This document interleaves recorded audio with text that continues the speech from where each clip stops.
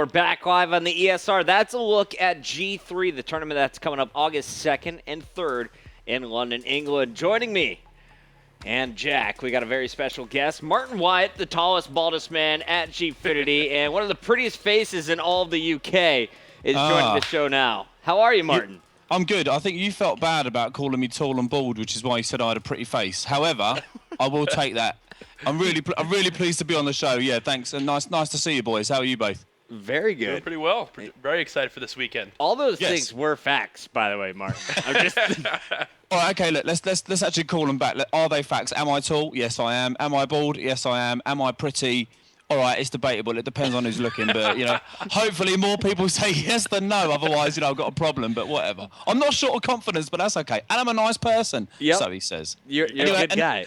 Enough about me. Enough about me. No, if you want, we can talk more about me. No, I'm joking. Let's crack on. Let's talk a little bit more about you. You're going to be helping run this enormous event. Yes. Every single Gfinity, we've seen growth. And from the first one to the second one, it was really the event space, and even the production got better. With this third one, we're seeing kind of a growth in titles going. Not only Call of Duty, we're going to see multiple titles. Let's talk about a few of the other tournaments going on before we get to the COD tourney. What games are we going to see in London? Absolutely, you're right. Growth has been, it's been quite significant for us over the. I mean, we've been around now for about 15, 16 months. So, you've been with us all the way, Chris. So you saw G1, we did Black Ops 2, we did some League of Legends. G2, we focused on Black Ops 2 and had a small number of spectators. What G3 represents for us is kind of the natural sort of ramp, if you like. We've been working very, very hard on making sure that the model of event that we put on is scalable, but it's scalable in the right way, which allows us to deliver a stellar event. So this time round, we'll get on to COD. We've also got Starcraft 2, and our Starcraft 2 tournament is a WCS global event, so we're partnered up with Blizzard. Really, really pleased to be doing that.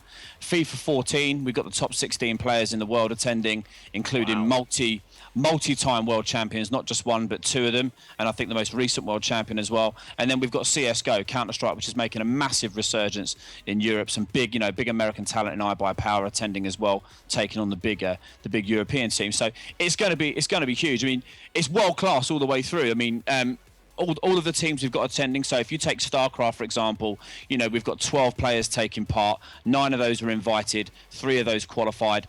Out of the 9 that we've invited, I think 8 of those sit somewhere in the top 15, including the top 1, 2, and 3 in the world. The way that works is those teams are split into 4 groups of 3. Top 2 go through for a single elimination knockout tournament on the Sunday to play for $30,000 prize pool. $30,000 prize pool. Let's take a look at this breakdown, and this is just for the StarCraft 2 portion. Yes, it's just StarCraft. Who are some of the big names that we're looking forward to? We have MMA, we have Jack G, we have legends like Grubby, we've got Hyun, we've got MC. I mean, we've got some of the major names. That playing lineup is then supported by some amazing casting talent. We've got Banks, who's who kind of made his name primarily in the CSGO community, but is also a very, very skillful, very talented, very charismatic StarCraft presenter. He'll head up that tournament for us. We've got Caldor flying over from Korea to take part and help us cast the event at top level as well. So world class runs all the way through the StarCraft tournament. Dude, I'm so excited. You said Grubby, you said MC. Caldor's going to be there. I haven't seen Caldor in like over 2 years, so really excited for this. He is a shorter, slightly balder, but much better looking version of me. Slightly stronger. I'm always afraid of his guns. We'll steer clear of those, hopefully. Right, so StarCraft 2 it's sick. I mean, what a ridiculous lineup you have there. $30,000 prize pool, as you said. But FIFA, this is just a single-person game as well, and this has a $15,000 prize pool. Who are some of the big names for our FIFA tournament that you're looking out for? Well, FIFA is obviously one of the biggest games in the world. It's one of the most heavily participated games in the world.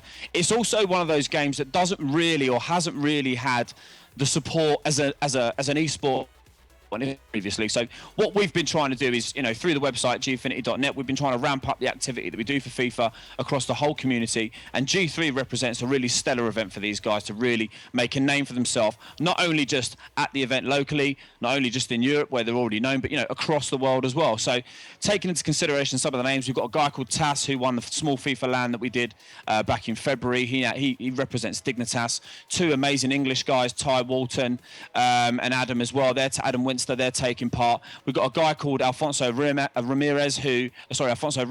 who's a previous world champion. And then we've got the French monster himself, Bruce Granick. This guy is a multi-time world champion in soccer games across also not just FIFA. I think it was Pro Evolution Soccer as well. He's a multi-time world champion. This guy literally walks on just thin air. There's a layer of air like this much between his feet in the ground. This is a serious legend we're talking about. So wow. We've got some up and coming talent as well. There's a young French man called Vince who plays for Epsilon, and he will be my pick. When he participated at the LAN we did in February back in the Gfinity studios, he was amazing. He was the runner-up on the day, got beaten by Tass, but I'm telling you now, this guy is unbelievable. He's 3 or 4 moves ahead of what anyone is expecting him to do, and he would be my personal tip for the tournament. I think he's incredible. And not only do you have incredible players, I saw you also have KSI. Yeah, we've got the very shy and retiring KSI heading up the presenting of the tournament, alongside our very own Chris Trout.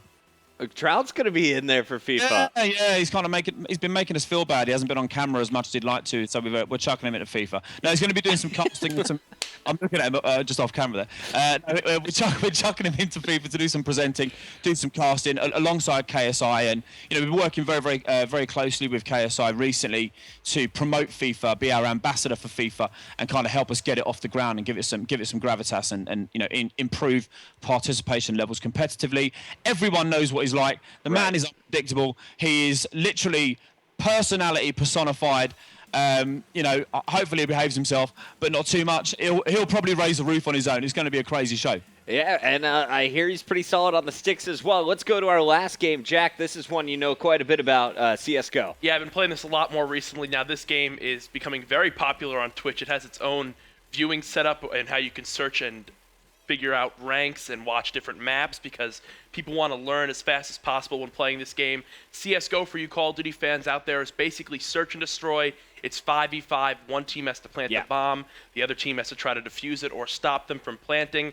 Now, there's a lot of money on the line here, but Martin, I'd love to know what are some of the big names we can look forward to playing in CSGO this weekend? Well, we have got an amazing lineup. We have got some incredible talent that names you recognise like Dignitas, big names you recognise from the American scene like iBuyPower. These guys are coming over and will mount a serious challenge. Massive giant teams like Titan who are looking for a bit of a resurgence, kind of fallen off. The top 3 or 4 recently, and are looking to fight their way back. Ninjas in Pajamas, Virtus Pro, some qualifiers who are looking to make an upset, London Conspiracy and a team called Rasta, who literally no one knows what to expect from them. But, when you've got teams like Virtus Pro and you've got Ninjas in Pajamas, you've got Titan, you've got iBuyPower coming there, you know that the show is actually going to be hectic. The way that we've set it up is that the guys for group play will form into 2 groups of 6. The top 4 from each of those groups go through. So there is going to be non-stop action all the way through the Saturday. Then when it gets into the single elim on Sunday, everything is to play for. You lose, you go home. So everyone literally has to be at the top of their game all the way through. We've been arguing for about 2 weeks through the office about who is actually going to walk away with the G3 title. No one can pick a winner. Everyone keeps changing their mind. That is the level of quality this competition has got running through it. G3 is going to be so epic. We just talked Starcraft, FIFA, and Counter-Strike. Guys, after this commercial break, we have more groups, but these are for Call of Duty. We'll break down each group. Martin, Jack, and I will give you our thoughts on who's going to come out of it and advance to that single elimination bracket. Be right back.